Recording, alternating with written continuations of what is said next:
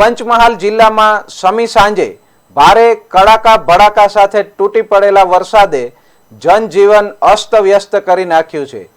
જિલ્લાના વડા મથક શહેરા સહિત ગ્રામીણ વિસ્તારોમાં ભારે પવન સાથે વરસાદ નોંધાયો છે, જેમાં ભારે વાવાઝોડાના પગલે અનેક સ્થળોએ વૃક્ષો ધરાશાયી થવાના તેમજ કાચા મકાનોના છાપરા પરથી તેમજ શેડ જેવા સ્થળોથી પતરા ઉડવાની ઘટનાઓ બની હતી. ભારે પવન સાથે આવેલા વાવાઝોડામાં 19 જેટલા કાચા પાકા મકાનોની દિવાલો ધરાશાયી થઈ હતી, જ્યારે મકાનોના પતરા પણ ઉડી જતા નુકસાન પહોંચ્યું હતું અને વૃક્ષ ધરાશાયી થતા અમુક રસ્તાઓ પર અવરજવર બંધ થવા પામી હતી.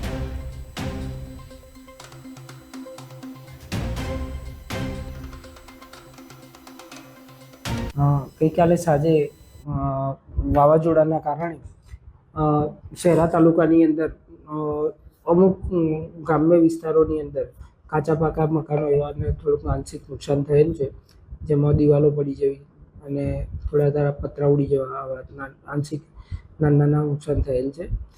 અને નાદરવા ગામે એક ભેંસને ઝાડ પડવાના કારણે મરણ થયેલું છે.